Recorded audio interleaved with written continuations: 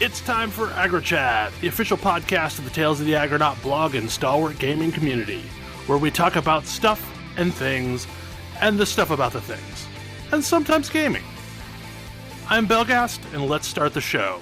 Hey folks, it's that time again, time for another episode of AggroChat. This is episode 318. Tonight I'm joined by Ammo. Hello. Ashgar. Kodra. Bell is sus, guys. Damn. Hello. And Thalen. Hey there. But only part of the time am I sus. Other times I get just vented out for no good reason. That's what the buddy system is for. Yeah, and like, so if you can't tell, we played some Among Us this afternoon. As a pseudo AggroChat group, I mean, it was all folks, loosely attached to the podcast. It was really fun. Yeah. It was a lot of fun. Also, apparently, it's real easy to get blamed for things. Because probably the most masterful round was when Moore won. And it was down to me or Moore. And I was apparently unbelievable. And CDUP chose poorly. And then later, I was an imposter. And it was down to me and Moore. And Sita once again chose poorly, though I think he said he accidentally picked me or picked Moore. Yeah, I think so. So yeah, it was funny. I mean, and poor Sita though, I think we decided he had been the imposter 8 rounds total and 4 in a row. Yeah.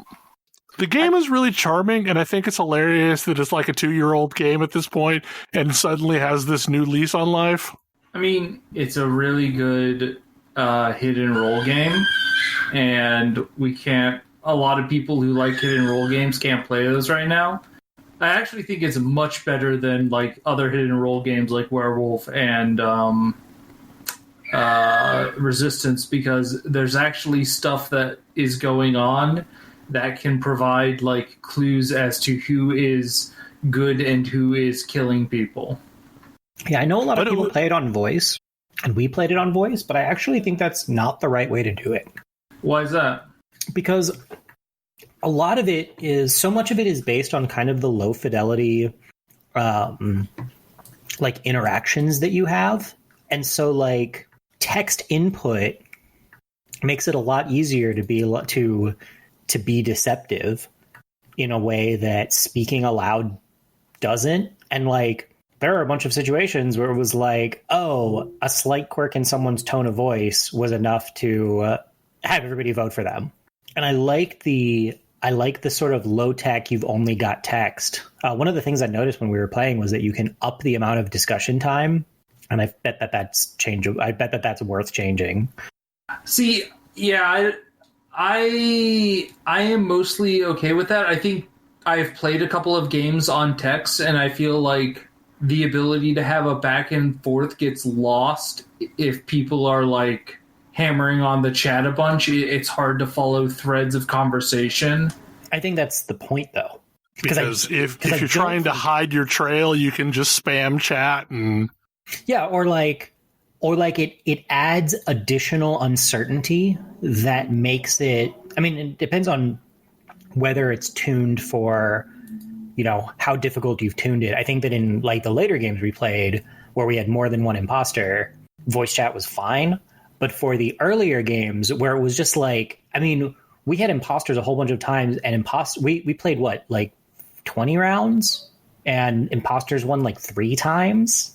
I think the game is best at 10 players and 2 imposters is part of the issue, and we did not have a full 10 players. I think you really, really need to have 2 imposters, though. Yeah, I mean, that's probably fair. I think that helps. Well, and the imposters really weren't working together as a team.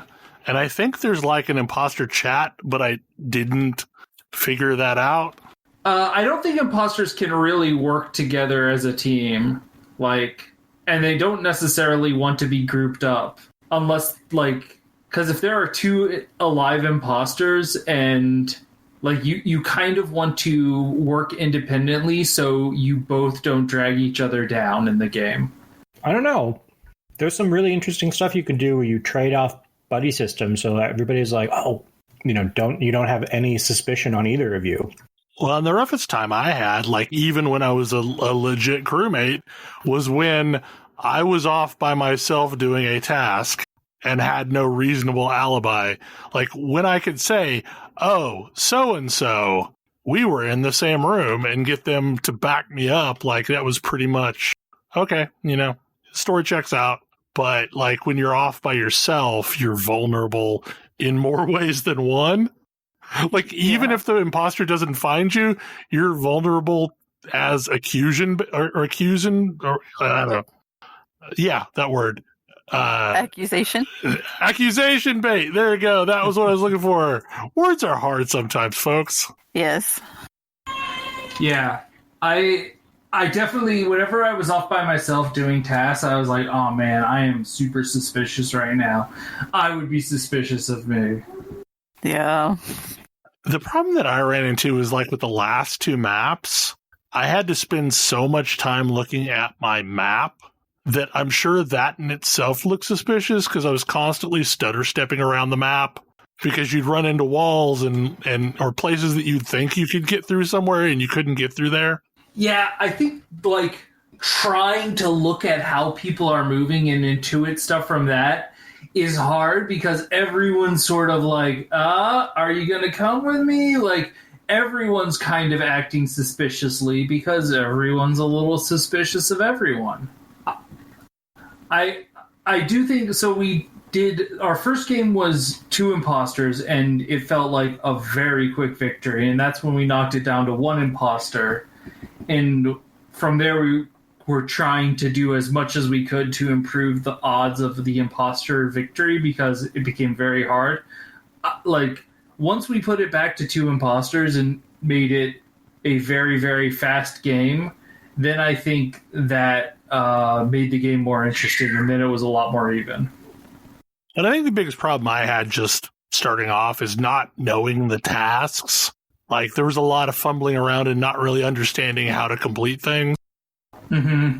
Also, not understanding which ones you could actually cancel out of and come back to, and which ones, like, you had to, like, actually sit and wait and watch it tick down.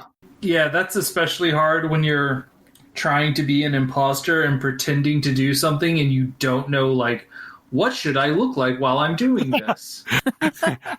How this do? Like the game for more advanced play would definitely require you to be very familiar with all of the tasks and whatnot. I also think that the sabotages are really interesting, and probably like making it easier to sabotage would be something that would help out the game. Well, and we had it set to like auto sabotage, weren't we? No. Oh no. The imposters were doing all of those sabotages. See, that can't be right unless you can sabotage as a ghost imposter. I think you can. You can. Okay, well then Saul must have been doing that because, like, one of the times that I was the only imposter, I was like, holy hell, are we doing auto-sabotage? Because I don't even know how to sabotage. Yeah, I remember seeing one of the things is that ghosts, like, can still contribute. Like, and yeah. Well, I know you can do tasks as a ghost. I just didn't know sabotage, or like you could sabotage as a ghost. That's also one of the things that I think is a really, really great design, is that even if the very first thing that happens to you is somebody stabs you, you still have agency and can do things, and like can move around the ship and perform tasks to try to help your team win, and like you're still a participant. It's not like, oh, might as well go make a sandwich. Yeah, like that's classically been one of the problems with this sort of game is like someone is going to be out before the game even really gets started. Right. And it sucks to be them. Yeah. Yeah, the other thing that I'm really curious about is what they're going to do. Like, apparently they were thinking about building Among Us 2, but now they're just going to like reinvest a bunch of effort into improving Among Us. And one of the things they said they're going to add is different roles, which I think is going to be interesting. I never really saw a way to fake a task, because like I've heard people talking about faking tasks. Is it just literally? Oh yeah, you just literally standing there. You're just standing there, looking like you're doing a task. Yep. You see a bunch of people standing in a place, and you go stand with them, and you hang around until somebody leaves to give you an idea of how long that task takes, and then you go do something else, or wait for the last person. It's also real easy to stab somebody. You just press Q. Like, you can just do it, clip them while you're walking through them. It's really funny when you are, like, actively watching as somebody stabs someone, though. Yeah, I know, because, like, they just fall over, and here's a corpse. And then you're just sort of looking at the person and be like, all right, well, I guess we're going to do this now. Or so watching them jump into the vents. Like Saul was doing a bunch of advanced things that I know I wasn't, like, I had no clue how to do. I mean, she was jumping in and out of vents and things like that. And I don't know. I don't know how to do any of this stuff. Yeah, you can just, like, use a vent. Do they go certain places, or? Yeah, well, so first off, you go off of the map, and then you can move to a different room, and then pop out from there. Ah, okay. And I assume you would want to make sure that you time it to when nobody is actually in the room when you pop out. You want to make sure that nobody sees you pop in or pop out of a vent. Yep. Yeah, because, I mean, cone of sight is a thing in this game, as I understand it, so... That made it a lot harder. Behind somebody. That made it a lot harder as a crewmate, was when we lowered, like, or increased the fog of war. Yeah. And you can set that separately for the imposter and the crew. And I thought that was very interesting that it wound up being a thing that made people suspicious of ammo. And I was never even the imposter once at all the entire time, too. I'm kind of sad about that. I was only imposter once, and it was when the first game we played. Well, and something was broke with the game, honestly, like, because it seemed to pick the same imposter over and over and over. Because, like, okay, it was a chain of Sita in a row. Yes. And then the last two games were Saul and I, both. So it wasn't just one of us getting a repeat, it was the entire team repeated.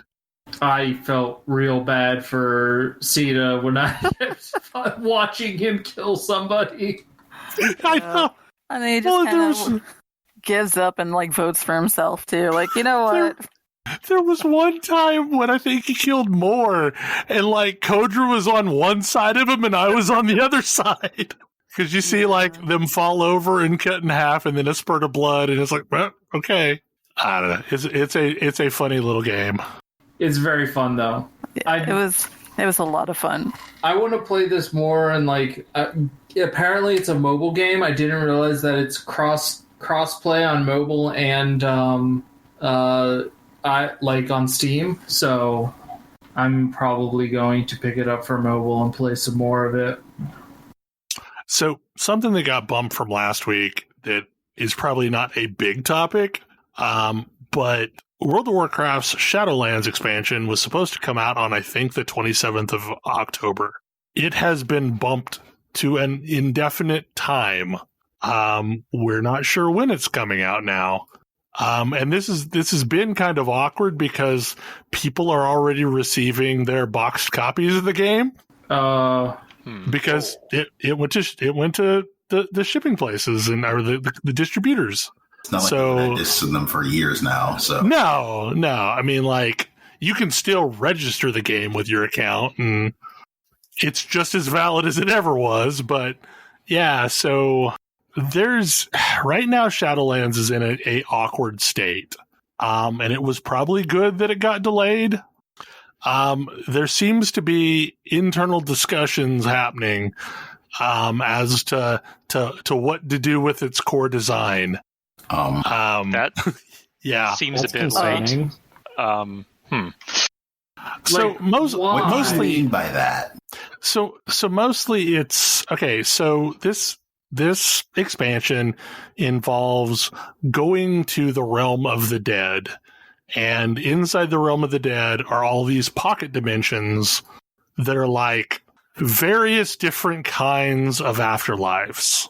Right. It's Gryffindor, Hufflepuff, Slytherin, and Ravenclaw. Yeah. So there's 4 realms that you'll be able to experience, and some stuff happened and basically cut off the flow of ether, or I forget what they call it, that would flow into the realms and basically allow them to function. It's all going to the center of the maw, and that place for the unredeemable souls, aka where the Lich King apparently came from, like the actual Lich King, not Arthas, like the person who inhabits the helm. Okay. Wait, so But anyway. there's something beyond Ner'zhul even? Yes. There's this malevolent force that controls the Maw that basically controlled Ner'zhul and controlled Arthas. Okay. And is trying to, like, Arthas was basically plan A. I believe the professional term for this is called an asshole. Yeah. Yep. So apparently, like, as the story goes, Arthas was plan A, and when it didn't go well, they formulated plan B, which is to tear a hole between the worlds. Okay. Anyway, so the whole thing about this expansion is to choose a covenant as your faction, and it's one of the 4. And doing so is a permanent choice. And it also has, like, end-game mechanics associated with it that, like, the abilities that you get aren't all necessarily equal. And there's a large backlash from the hardcore raider community that they don't think this thing should be a permanent decision when it affects, performance. So apparently Blizzard missed the days when not everybody had Fear Ward and Bloodlust. Yes. Okay. It's literally that. Like, so if you go Vinthier as a warrior, you get just an arguably better version of Execute. It's just better in every way. Like, some of the other abilities are really just really good for one class or the other. And the problem is like, so say you go this covenant that is really good for Elemental Shaman, but then due to gearing and all sorts of stuff that happens during the course of an expansion, you suddenly realize, Elemental Shaman isn't viable as the top tier DPS, and for the sake of the raid, I need to shift DPS. And there's whole other discussions about that. But I was going to say that's an entirely separate discussion. That's a whole other discussion. We're not going to get into that discussion. But say that thing happens, well, you have a character that is now permanently tied to a faction that was good for one of your 3 specs, and now you need to respec, but like, you won't ever be as good as somebody else that chose a different faction that synergizes with a different spec. Okay, well, the solution is simple. Clearly, you just need to make 4 of your character class and put 1 in each faction. Exactly. And that's literally what some of the hardest core raiders are looking at, is like, oh, hey, I'm just going to make 1 of every one of this class. Oh, no. What? And yeah, so the whole thing is like, there's been discussion as to whether or not they should just allow people to respect the covenant. That's the thing that makes the most sense. But they're like, it should be a meaningful decision. No, stop. They should not have tied gameplay things to which covenant you pick. Exactly. Here's the thing. WoW is not and has never been a game that enables that kind of meaningful decision.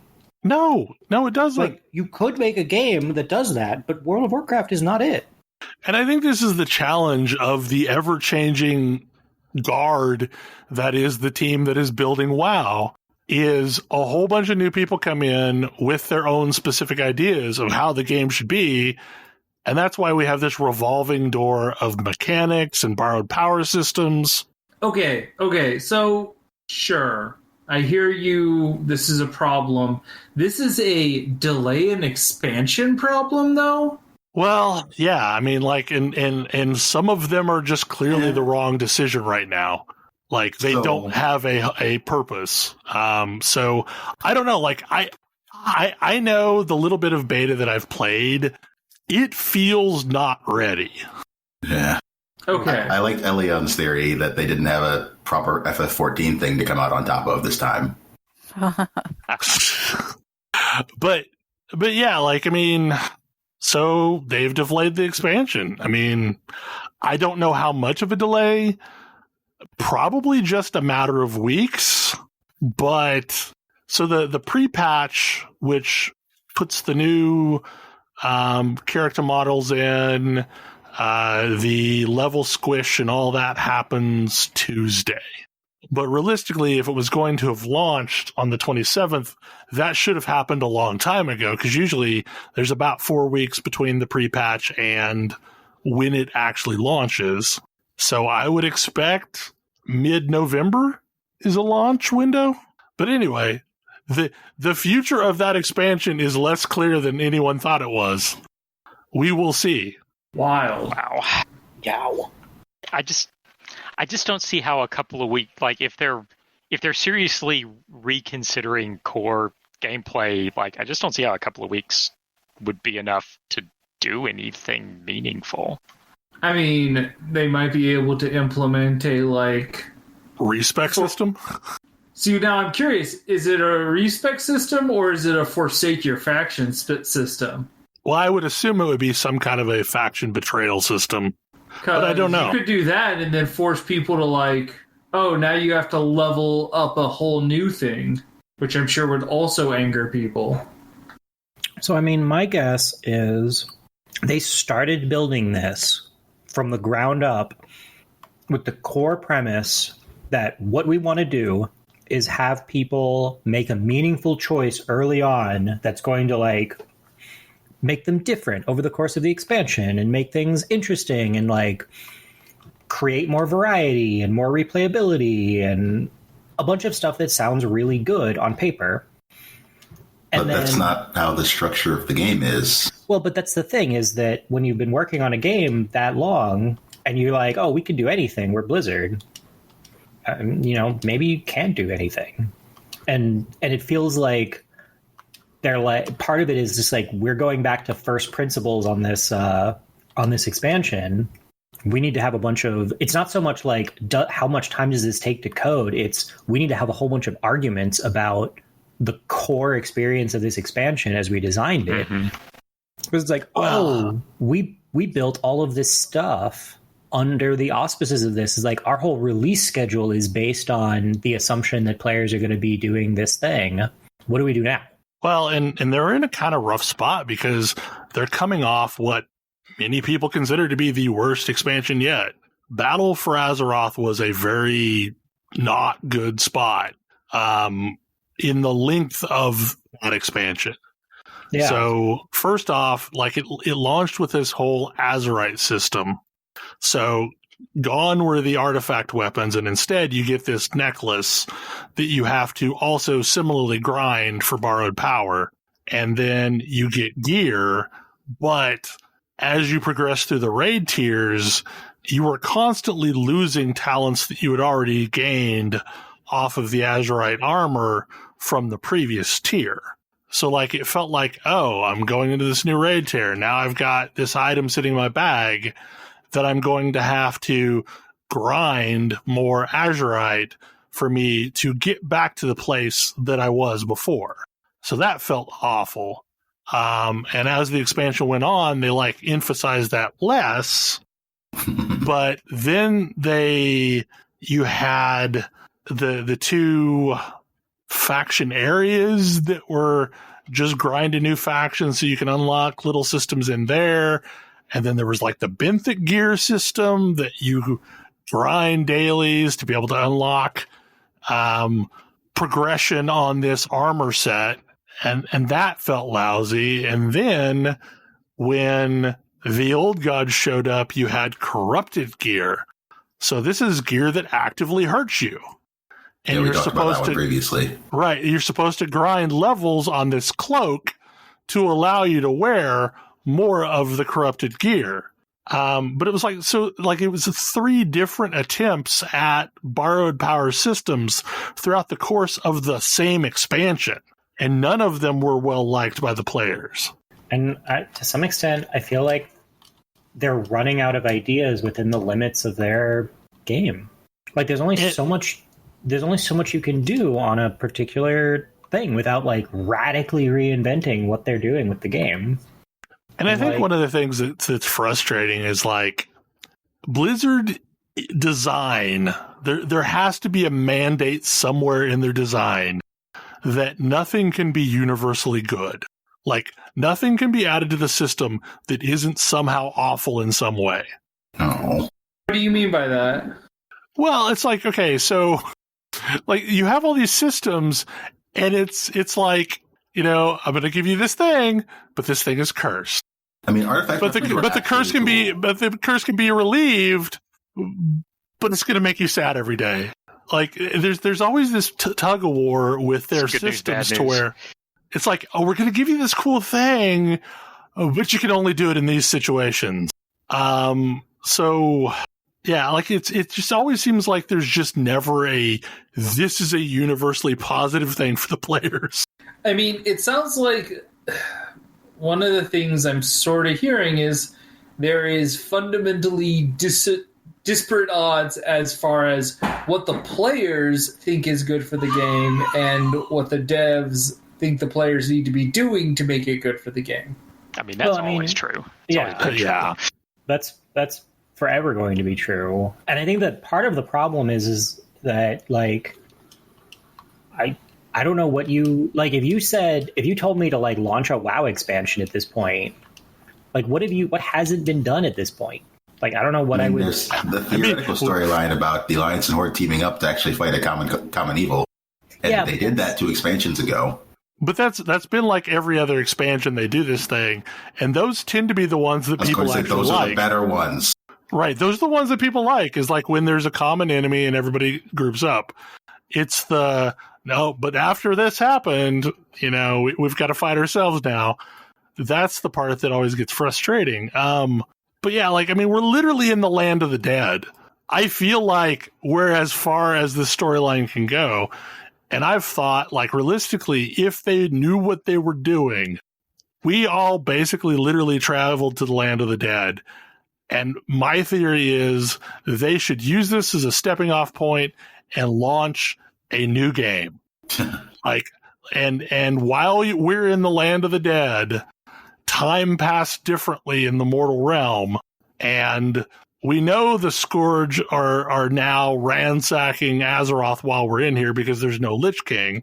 So maybe a couple thousand years pass, and all of these events have happened to radically change, like, the world to where it is unrecognizable when players step back out.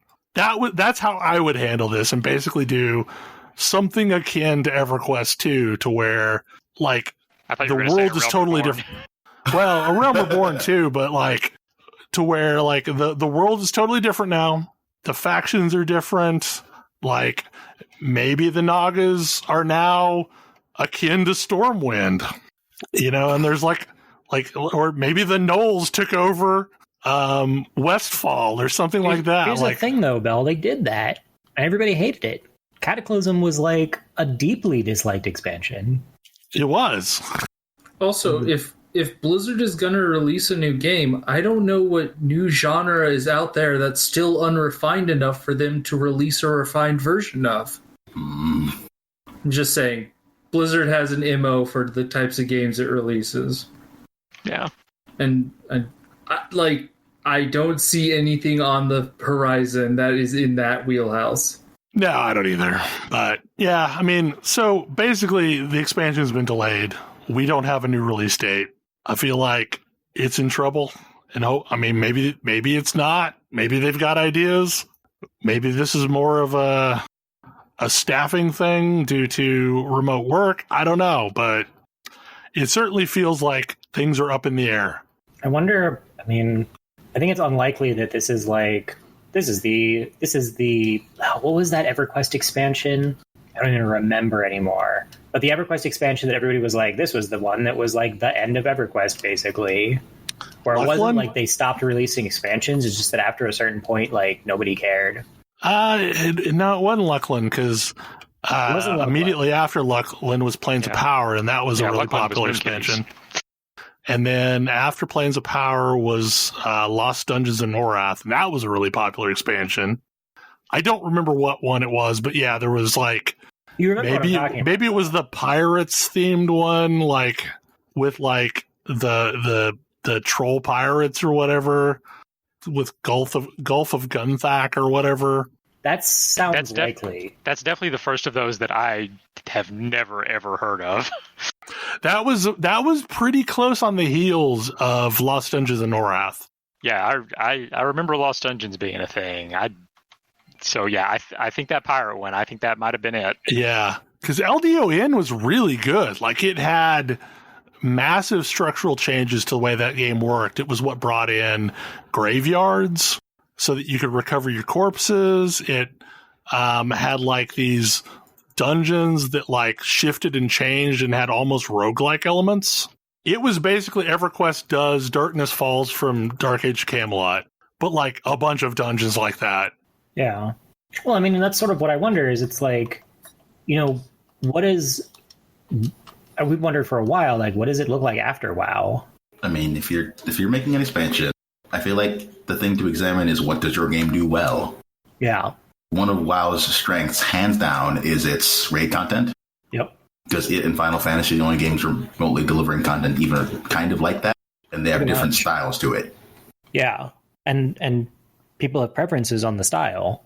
But even like the raid content feels like it's been on, fumes for years.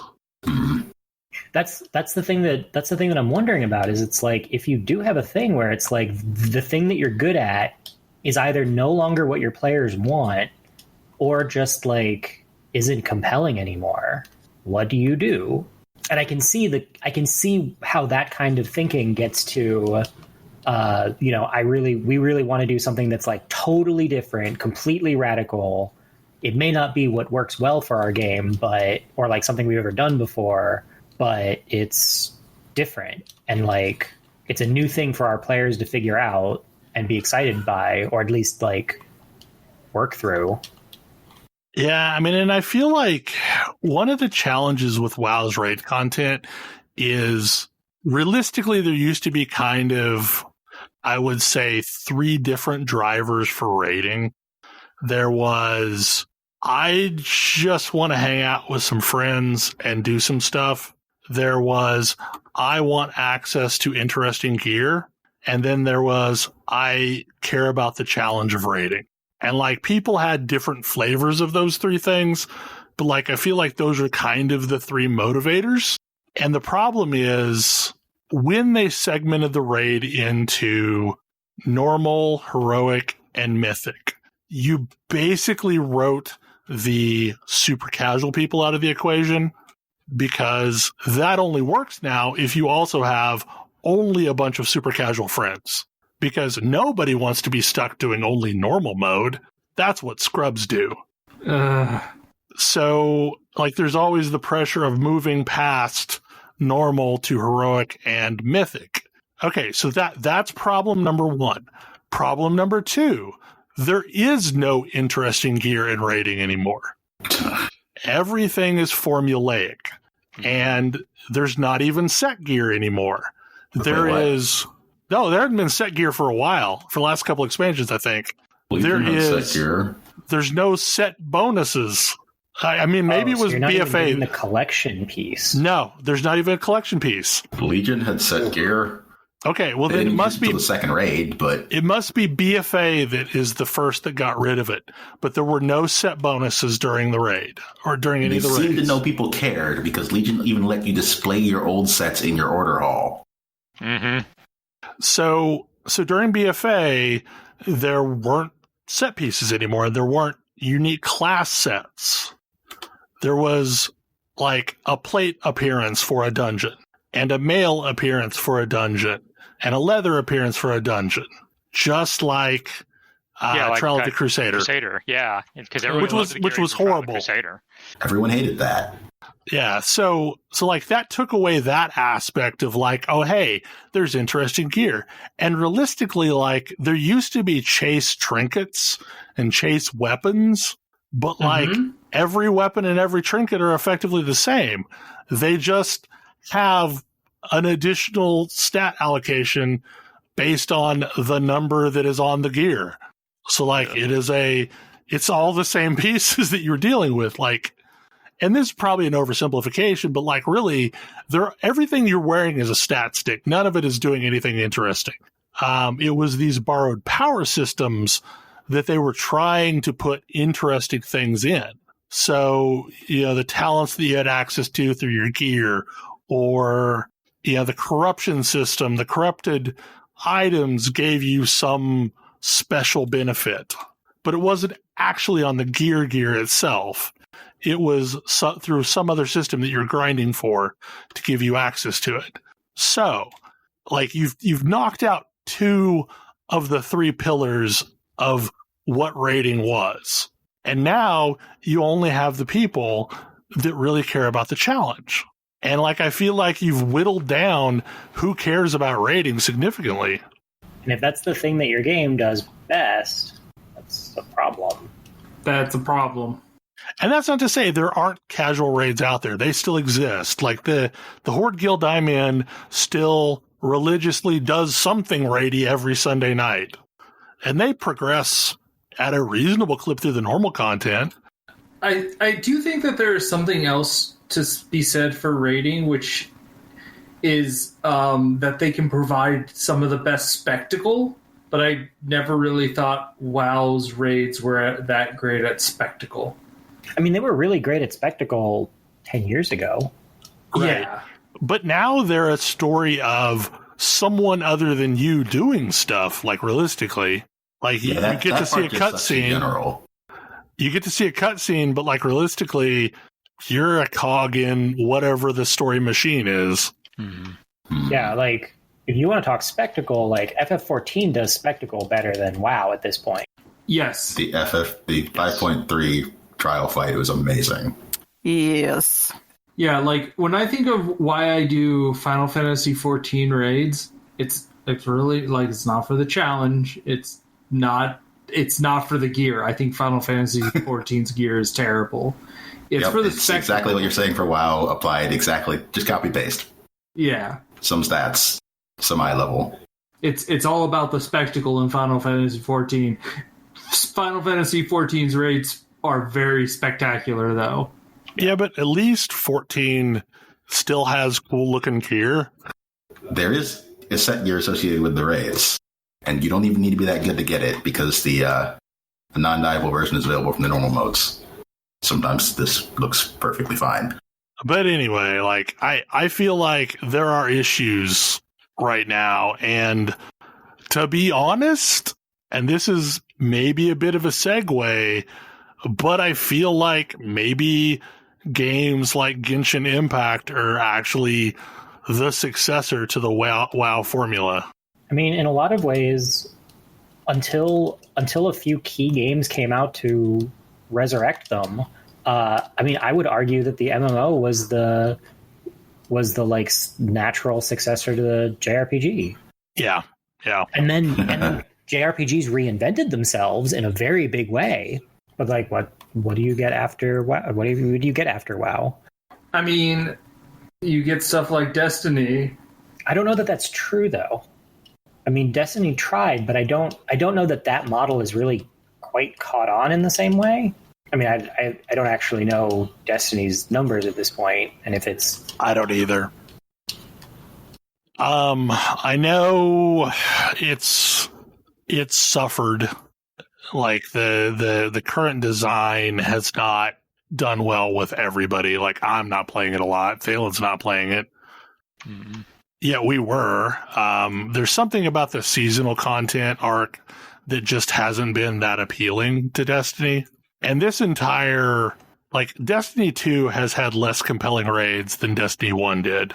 I mean, I get where you're viewing Genshin Impact as the successor to MMOs, but as a person who is not even able to play with friends right now, physically incapable of it because I haven't spent 15 hours in this game yet, it feels very sparse, and it's missing that connectivity from the jump.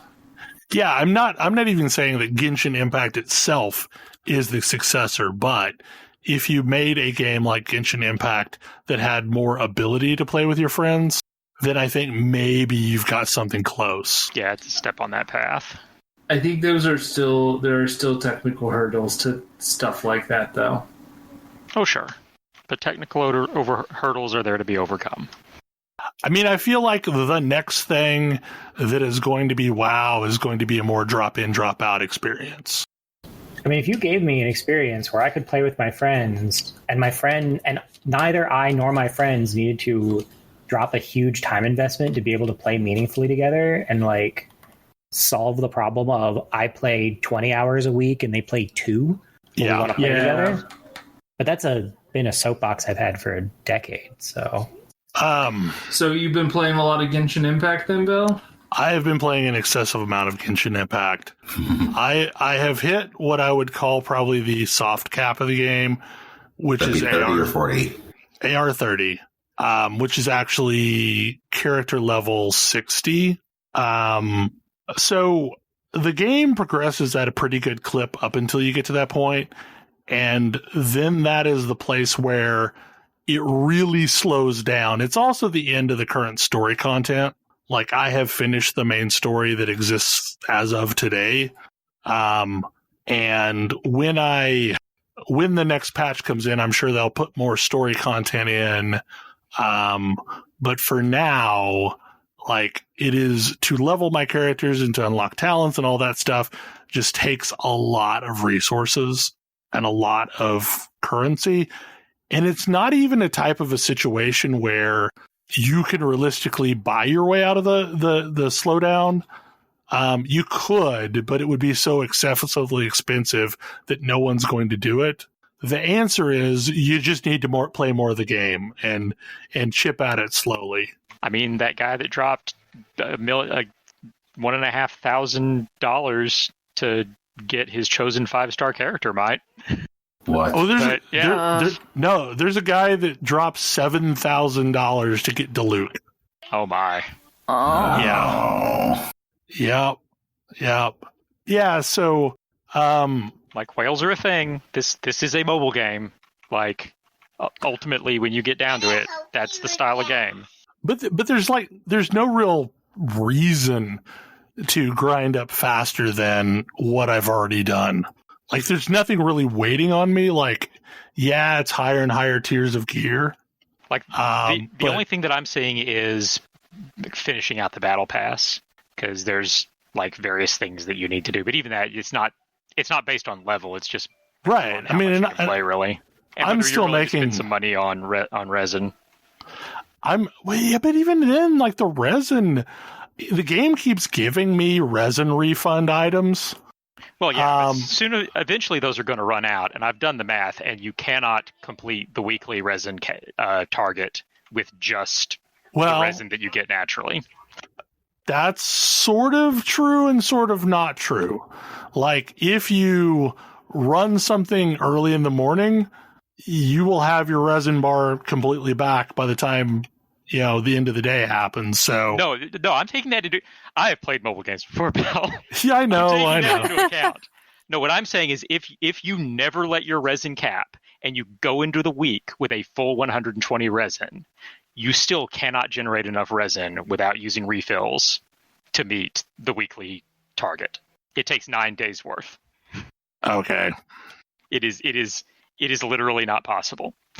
I don't remember what the refresh rate is, but what am I sitting at now? I'm sitting at 48, and when we first started recording, I was like at 36 resin.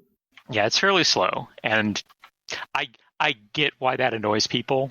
I'm still more happy than not about that, because it means that if I play like once or twice a day, I can very easily avoid capping out and wasting resin. Right. And that's fine. Yeah, I mean, as opposed to needing to play once every hour.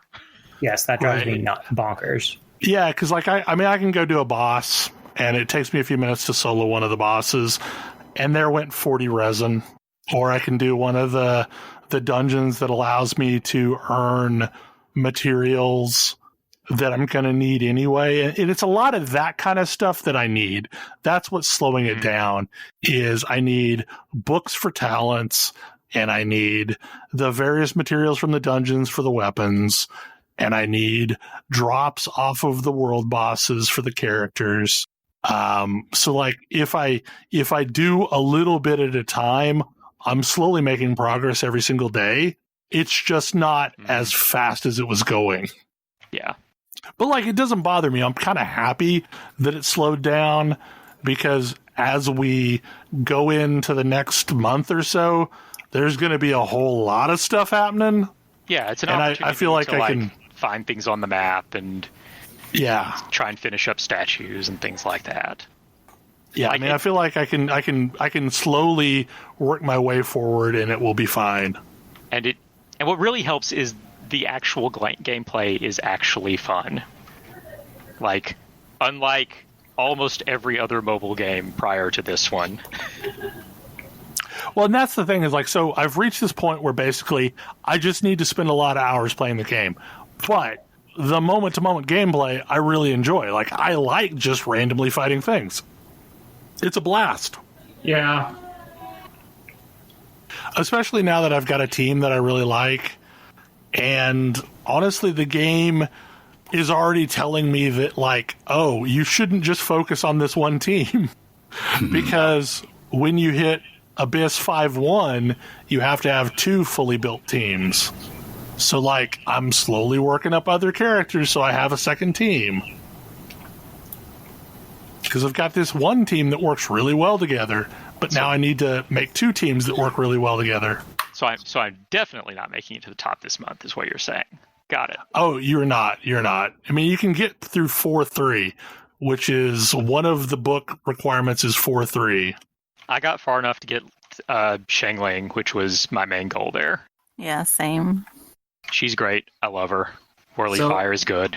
So I'm just getting started with this game, and I gotta say, I really enjoyed getting to the first city and being like, okay, I could walk through that gate. And then I was like, just randomly climbing things. Like, I wonder if I can climb up this wall. Yes, I can climb up this wall. Oh, there's a whole bunch of treasure up here for me to go. There is. Go grab. Okay, I guess I'm gonna explore the parapets of this city, and this is actually quite fun to explore the parapets of this city. It's not just that city, though. Every corner of this world is that way. This is by far the most dense game I've ever played. That's what sort of like drawn me into it. Because like, I feel like that some of the comparisons to Breath of the Wild are somewhat apt.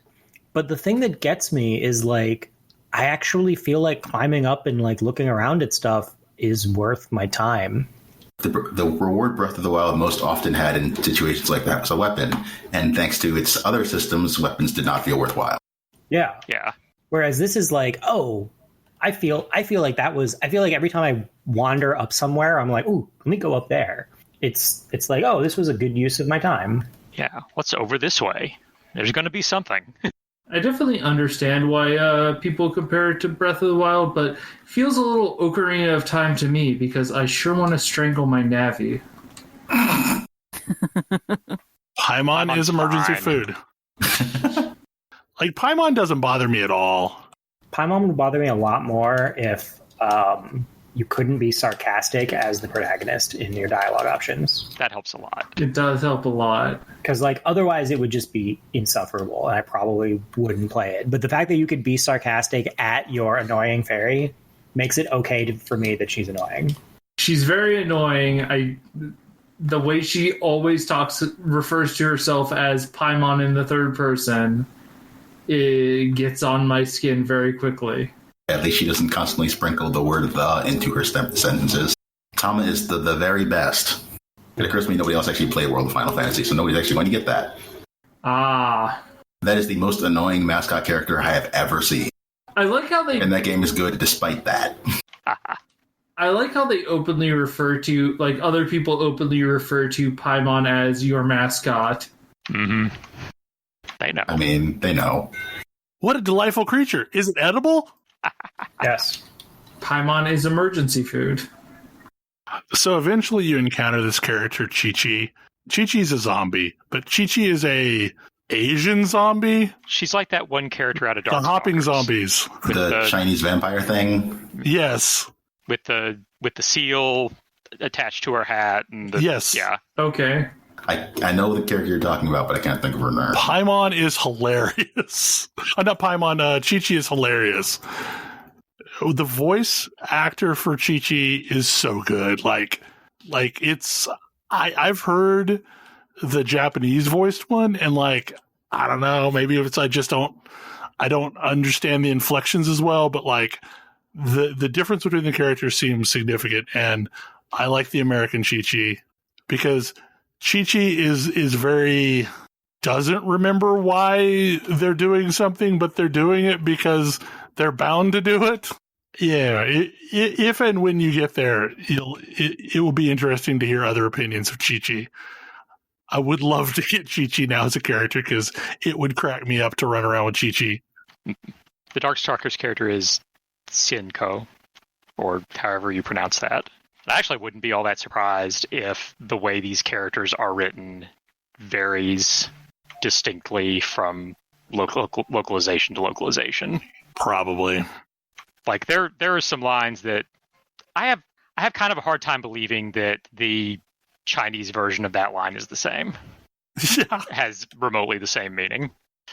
Could be wrong, but so one of the more interesting things that's happened is, this is a game where you increase your stamina over time to where you can just glide nonsense distances. And sometimes I just run out and see if I can glide to things on the horizon. Mm-hmm. When you get into Liu or Liyue, you see these boats off in the distance. If you are from a sufficient height, you can glide your way on there. People aren't happy to see you when you randomly hop onto their boat. Well, would you be? No. I've been to a couple boats. It's gone differently each time, and it's all been interesting. Like, what are you even doing here? Stop. Exactly. Like, one was an invite-only place. So, like, I had to, to keep from getting kicked off, I had to go around and beg all these members to basically have me as their guest. I need to go check out these boats now. That was interesting, yeah. And like one is a pirate boat that I've encountered. I think there's some other boats that I've not found yet, but like there's all these interesting things in the game. And like these are areas that I've been to several times. And running through a specific direction, I will notice something that unlocks something new that I've not experienced. And I've spent a lot of time in this game. And there's still tons of that going on for me to where, I've been past this several times, but I never noticed this down here. I'm forever going to try and do something and just getting distracted by floaty glowy blue things that want to go home and locked treasure chests in the distance and time challenges. And they do a really good job of making all these things visible from a great distance away. Yes, I'm really addicted to bringing the ghost friends home. Like, I don't know what it is about that, but it makes me happy. Like, they're very cute. They just want to go home, and they give me treasure when they get there. It's great. Yeah. And sometimes you have to find multiples. Yep. But I mean, like, there's little things that I greatly appreciate that basically get a summon's worth of currency every day so that you can slowly work on trying to summon stuff. I'm grateful that it doesn't do the fairly standard thing of you get a summon per day, but it's a garbage But it's summon a trash that you can never summon, get anything good from. Like it doesn't even bother with that, which is fine with me. Yeah. Well, rather and than just give honestly, me real currency. Honestly, the occurrence of getting something is pretty often. Like basically every 10 summons, you're going to get a 4-star. Now, that said, 4 stars seem pretty rare beyond that, but yeah, I've only gotten 1 4-star that wasn't the guaranteed one. Yeah, and other than that, like I should be getting close to my pity summon of a 5-star off of the normal banner. I've been putting all mine into the event banner in hopes of getting a 5-star out of it because the pity is per banner. And I don't want to waste it, so... I didn't realize the pity was per banner. I also lucked out and pulled a Venti, so... Yeah, as soon as I get a 5-star out of that banner, I'm done with it. But I'd like a 5-star out of there, thank you. Venti's real broken. Not necessarily as... Like, there's lots of characters that are equally fine DPS-wise, but Venti's real broken in the bonus ability that he gets, which is basically just create an updraft anywhere. It's not a really good updraft, but it's enough of one to help hack your way into some places that you wouldn't otherwise get to. It's similar to the ability that you get for the protagonist to create platforms anywhere. Yes. And that's why I keep the protagonist Earth aspected all the time now, because he comes out when I need a platform. When I need wind, I have Sucrose. Well, and Sucrose's extra special ability is if you need to craft anything that is a monster drop, because like there are quality tiers of specific items, and you sometimes have to upsize them into different quality tiers. And if you're doing that with Sucrose, Sucrose has a chance of randomly giving you extra items when you're crafting. Yes. If you've not found this out, when you're cooking, every person has favorite dishes. Yes, and their version of it is weird. Well, but there's actually 3 versions that are available. Like if you have them cook, you're always going to get the improved version, but then you occasionally get the weirdly named version. That's what I mean. Like Barbara made me a steak that was burnt on one side and rare on the other. That's impressive. And Kaya made a kebab out of fruit. I mean, I would eat a kebab out of fruit. Look, they're trying. About that one. They're trying. Barbara's a healer. I mean, this sounds more appetizing than some of the food in Breath of the Wild. Yeah, like my favorite thing about this cooking system, though, in goblin pots. My favorite thing about this cooking system, though, is that once you master an item, you can just auto-craft them. That is nice. Which makes me want to master everything. Like that is now my secret passion in this game, is gathering enough materials to cook a number of the item that makes it masterable. I mean, there's achievements for that, too. And I've gotten several of them. Achievements for Primogems, yep. Well, and stuff like that makes it feel like it's got that MMO feel where you can find a rabbit hole and just go down it like that. Well, and there's a whole bunch of hidden quests that like do not show up as quests. Yeah, I keep just stumbling on things. You'll like interact with something in the world, and like I know there's been cases where I have interacted with an item multiple times, and because I did something else in a different area of the world, now suddenly it's giving me a quest here. And every time I kind of hit a plateau, new quests would start to show up. Also, the world levels up. I'm on world rank 3, which impacts like the level of the mobs and what's dropping. I mean, I think my next big plateau is when I hit AR 35, because that will allow me to move everything up a tier. But anyway, really good game. Really hoping when Switch comes out, it plays nicely with the rest of the versions and isn't off on an island like the PlayStation version. Oh, Sony. So, this next topic, Tam, I would assume this is on one you put on the list. The stop being afraid of the internet topic. I mean, it is, but it's Is it time to bang on that drum again? They were so close. So They were so close. Uh-oh. So this is the season, because these kinds of things happen on fairly regular, predictable cycles. Two major minis games have had rules revamps. A new edition come out this year, and as a side note, I used to come down really hard on these games that are like, why can't you figure out a rule system? Why do you have to keep on releasing a new edition? And like, I get it now. It's what you do instead of patching. It's how you keep your game fresh. It's how you change things up enough to keep people interested and shake stuff up and keep your game from getting stale. And I get it.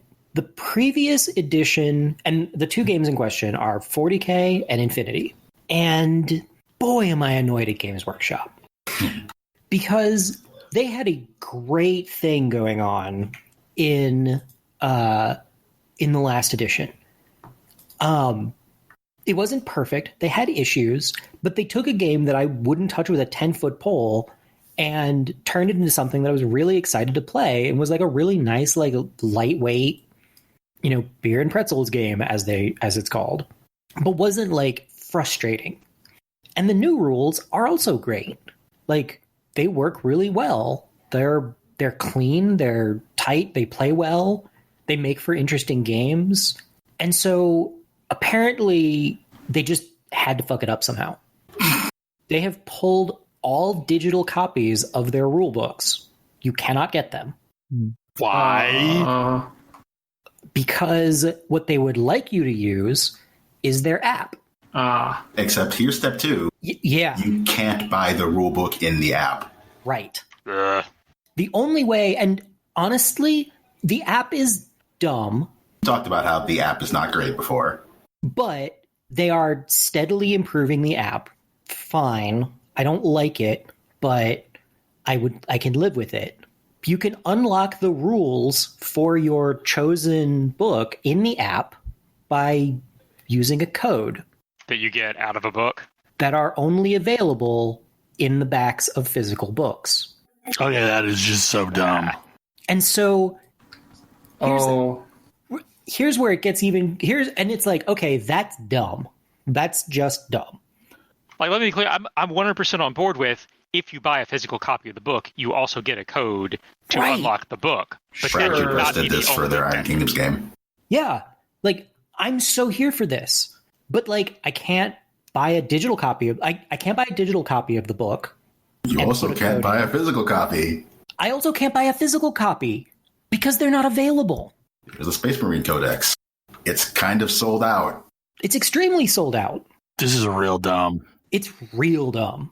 I'm actually a little curious. Did they figure out a system for preventing somebody from walking into a bookstore and just looking in the back of the book to get the code? All their books are shrink wrapped. Which, putting aside, like, now we've got Dead Tree books that are wrapped in plastic. But like, what are you doing? Like, This is real made dumb. it real hard for people to get into your new edition. Also, it is, I feel like right now, especially right now, you should make it as easy as possible for people to give you money. Yep. Yeah. Like, if frankly, in 2020, if I am Games Workshop and I'm like, oh, I run a game, we are in charge of a game that is largely predicated on people being able to get together and play in person. Boy, am I going to do everything I can to reduce barriers to that. And, maybe get people excited to engage with the hobby without being able to get together and play. Like, I don't know, browsing books, getting inspired. But I can't. And I'm not going to buy a physical copy of the book. Like, no. But I probably spent $300 or $400 over the course of all of 8th edition, so like, I don't know, 2-3 years, on codexes, because I could get them digitally and they just lived on my tablet. And then I would get excited about them and buy some minis. So this is a problem that I have with a lot of things. That this is how piracy happens. If you make something hard to get in a format that people actually want it in, then piracy becomes the avenue that people get stuff. Yeah. So what will happen is people will trade. Someone will cut the spine on their book and scan an edition, and that PDF will now be the thing that gets passed around as the digital edition. Yeah. Completely cutting Games Workshop out. So, yeah, I mean, like, Graz Games Workshop, you just lit a fire under piracy. Yeah, and it drives me nuts because, like, they've made their game into something good, into something really good that I want to play. And, like, the new edition refines that and is even more something that I want to play. And they are actively making it difficult for me to give them money for the stuff to legitimately play.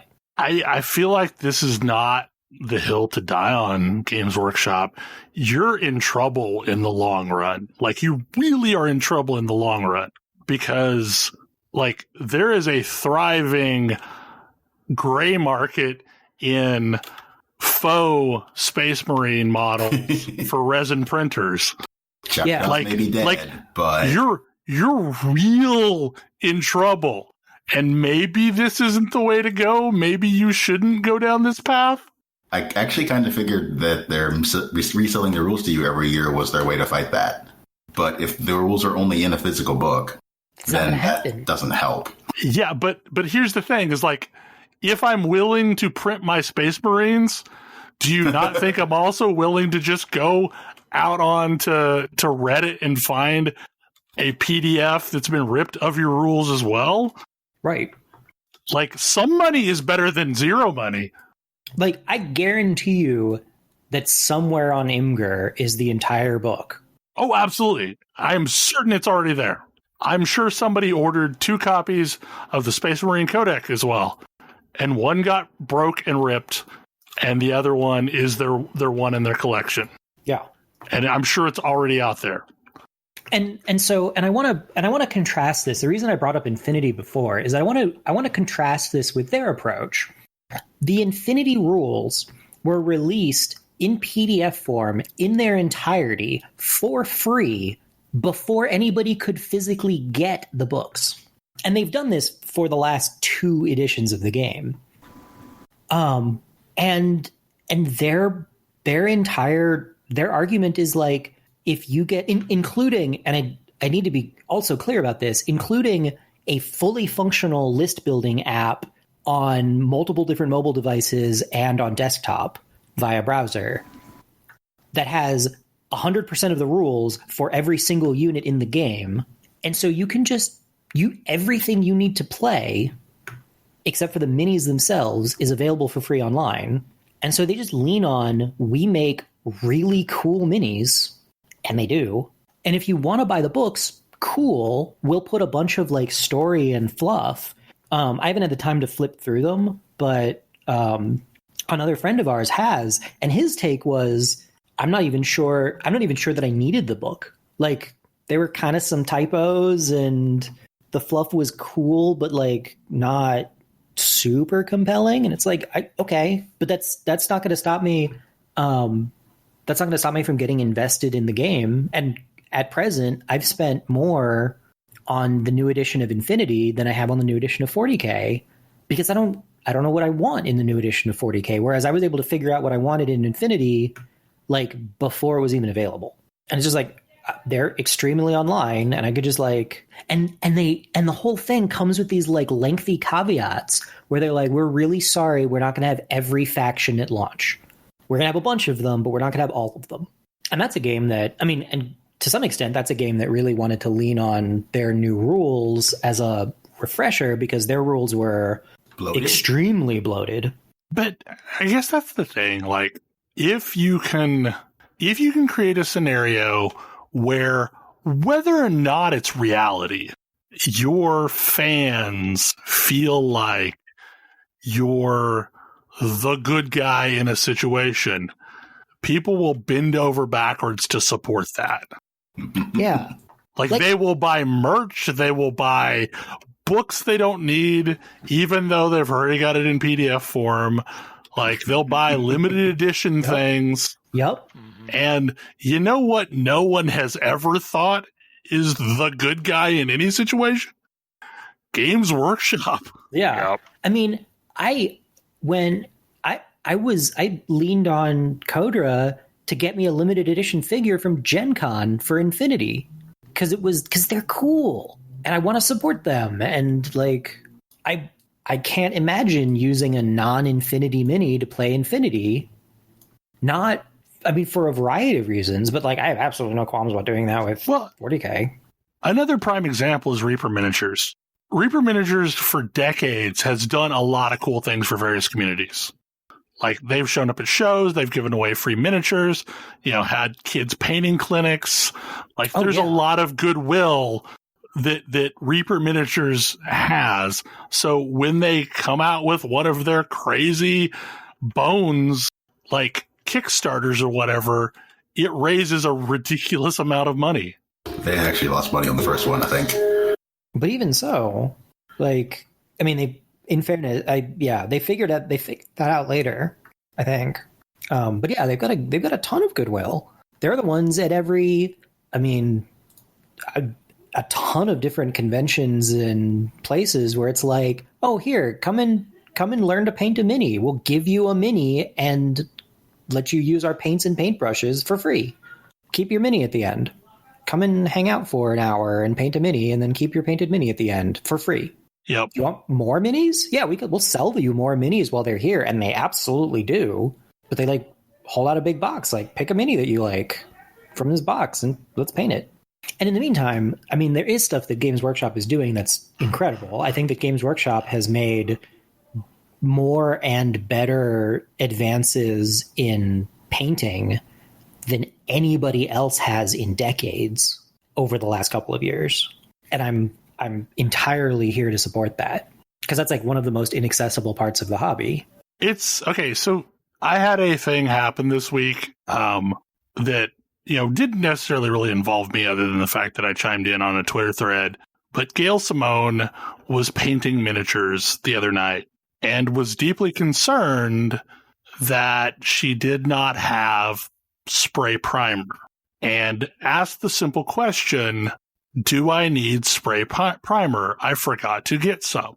And I was shocked the number of people that said yes. Yeah. I painted for decades without ever having primer. Actually, I started painting miniatures before the existence of a reasonable miniature spray primer. Like, you just thin out acrylic and put down a base coat, like real thin. Like, I feel like spray primer is not a requirement. Like, it makes things easier sometimes. But would you consider spray primer a requirement for painting miniatures? At this point, kinda, yeah. I did Really? have to do without. I don't know how you. I mean, so part of it is that more modern miniatures, they are made of harder. When they're made of metal, they're made of harder metals, and paint on plastic has a tendency to chip, and so between those two, it's actually really, really difficult to paint on something that doesn't have a surface that you can like attach to. And that's sort of what priming does. Right. I'm not saying you shouldn't prime your miniatures. I just don't think spray primer is a requirement. Oh, no, I don't think spray primer. You can like to prime it. Right. Like you just thin out some paint and lay down a thin coat of paint as primer before you actually start applying the normal paint. Yeah. I mean, I use spray primer because I'm lazy. Right. Exactly. Spray primer is a shortcut. It's not oh my God, you have to have spray primer. You can just prime with thinned out acrylic. I mean, I don't even have to say if. When I have taught new people to paint, I have recommended spray primer because I'm lazy and it's the easiest way to get started. but I wouldn't say the requirement. Yeah. You do need. I do think you need to prime stuff. Right, you have to prime, Yeah, and I would suggest priming either white, black, or neutral gray. Yeah. One of those three, depending on what you're painting. But I mean, white if you want really vibrant colors, black if you're doing some kind of heavy armor thing, gray if you're somewhere in between. Yeah. And that's and incidentally, I think that's one of the things that Games Workshop has done really well with their paints is like, hey, here are your two primers. This one is for warmer, brighter colors, and this one is for cooler, more neutral color. Like you could take the same color and paint it over these things with their current contrast stuff and be able to be like, okay, do you want to do like a more muted, like dark color? Use this gray. Do you want to use this? You want to have more vibrant, warm colors on your minis? Use this. It's like a creamish off-white, and it's a base for. It's like intended to use with their other paints, and so I use those. But yeah, they like traditionally it was like white, black, gray. Pick your favorite. You know, if you want to do some like fancy primer highlighting, you can use both. Which reminds me, I wanted to stop raining so I can prime some stuff. I don't know. I'm real concerned about Games Workshop's future in the world. I was, and then this last edition happened, and I stopped being worried about it because it was so successful. It was so successful, it pushed out almost every single one of their competitors. Like, the local game store that I went to, and it's important to note, I live in the beating heart of Privateer Press. Privateer Press is not on shelves. Privateer Press does not have a beating heart currently. It's true. Like their game is dead here. And like, yikes. Like they used to take up 2 full shelves, 2 full corners of a giant room in the game store. And now I don't even think they're on a spinning rack. Like that's how hard Games Workshop pushed them out. I mean, and their own missteps, but I mean, mostly Age of Sigmar replaced where their stuff used to be. Yeah. Because after the initial misstep Games Workshop had with that game, they managed to turn it around. Yeah, and they turn it around. They turn it around super well. Like I don't doubt their ability to turn it around, but I wish that they would like stop unlearning the lessons they've learned. It was baffling to me. Yeah. Also, maybe do a Total War version for Warhammer 40K on the PC. Just saying. Yeah. Oh, that would be neat.